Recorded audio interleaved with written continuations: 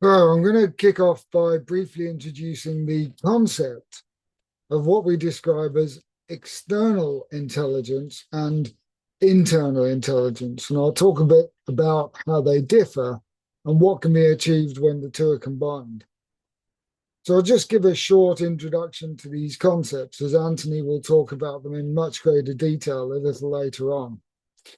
And if you have any questions for either of us, please drop them in the chat box. We've allocated a little time to answer your questions at the end of our respective sessions.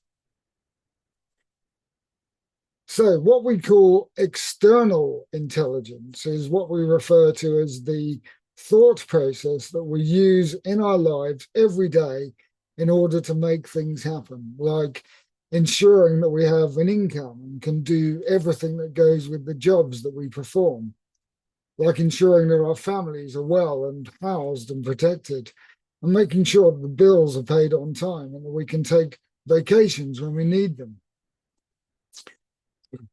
This external intelligence is very much system driven and requires input from the 3D world in order to come into fruition or to manifest. So, for example, in order for many people to perform their work, they require an input from their boss, who in many cases equally require an input from their bosses, and so on.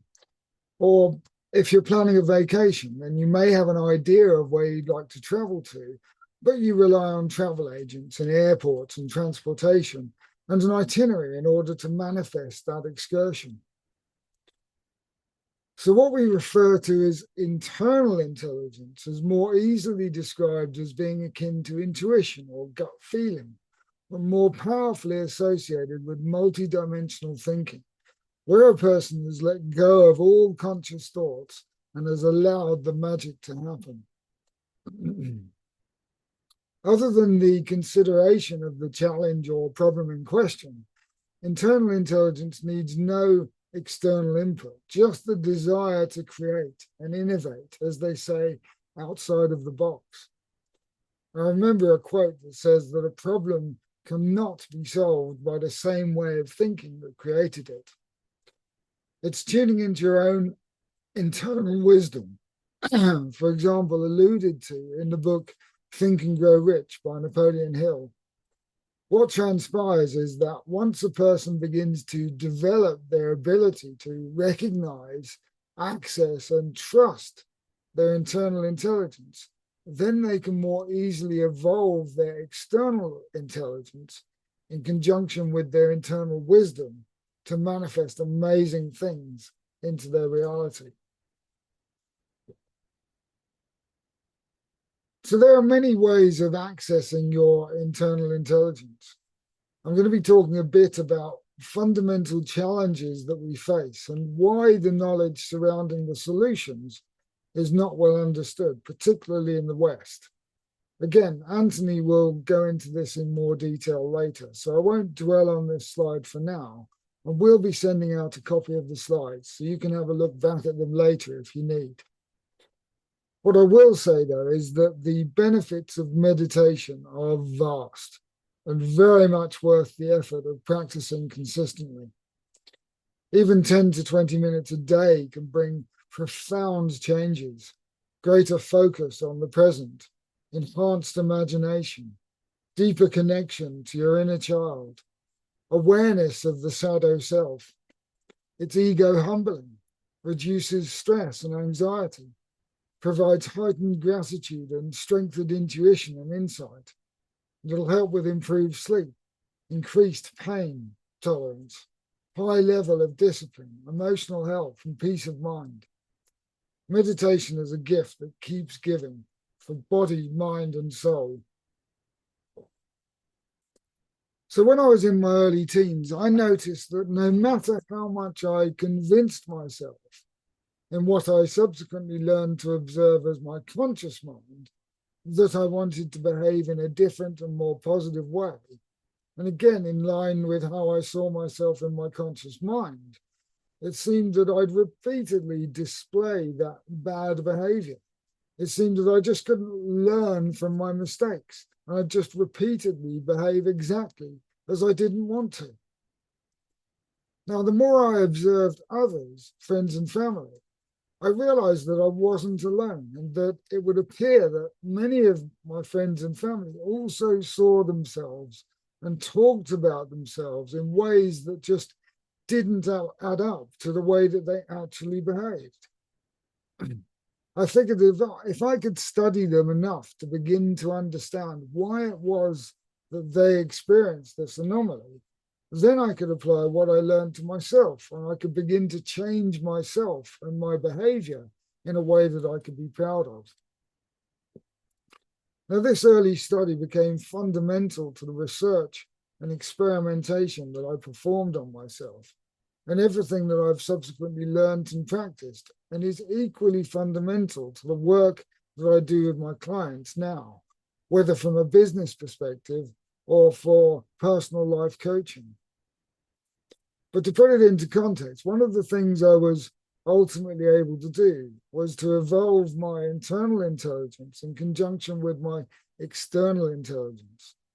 And one good example of this is the personal development book that I started to write in 2017, where I'm sure that many of the most important conclusions came exactly from accessing my internal intelligence. So how is internal intelligence described by science? Well, in a nutshell, from a conventional sense, it's basically not. It's seemingly swept under the carpet and ignored. External intelligence is easily modeled and measured, and if necessary, using Newtonian physics, but only on one plane of existence. However, if you study esoteric and mystical wisdom, you'll learn that for millennia, people have known that there are more planes of existence.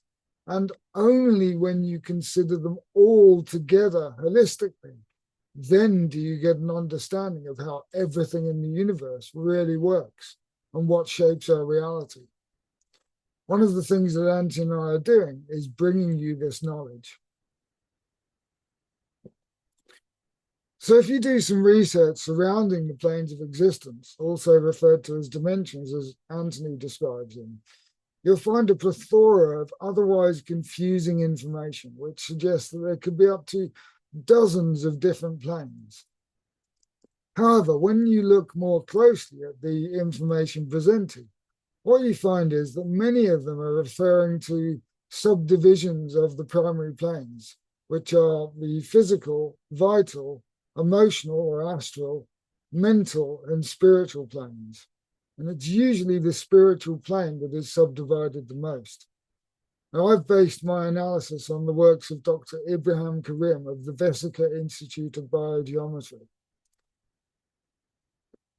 So one of the reasons for the confusion and lack of unity is that, as I said, this is esoteric knowledge and wisdom that has been understood and practiced by the few for millennia, and for whatever reason withheld from the masses, but is beginning to surface and percolate into our awareness at this time.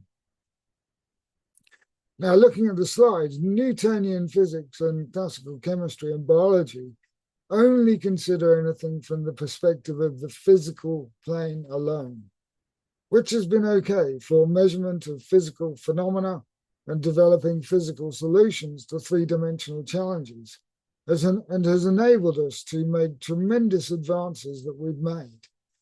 Quantum physics begins to bridge the gap by, for example, acknowledging that the consciousness of the observer affects the outcome of the experiment. However, the most insightful wisdoms do not usually come from modern science, but from studying ancient practices and with connection to your internal intelligence, something that Anthony, as a mystic, has decades of experience with. Back in the early 20th century, the great Nikola Tesla is quoted to have said, "The day science begins to study non-physical phenomena, it will make more progress than it made in all the previous centuries of its existence." So why work with me? Well, my work encompasses 35 years of observation, research and development of primarily simple and effective mind techniques which begin to unlock the significant power of your incredible human mind. From its foundation, it'll begin to address and assist you with your interpretation of fear and anxieties, and help you to change your thoughts by removing unnecessary and redundant negative associations with past memory trauma. In doing so, for example, it'll leave you with clarity of thought, better and faster decision-making, removal of unnecessary anger, and better sleeping in the absence of an overactive mind at night.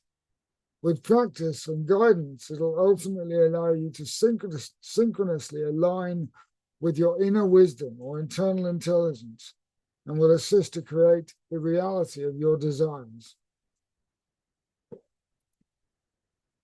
So we'll have a look to see if anyone has posted any questions at this stage, but bear in mind that, as I said, Anthony will expand upon much of what I've discussed in further detail next, particularly surrounding internal and external intelligence and the quantum connection, and much, much more.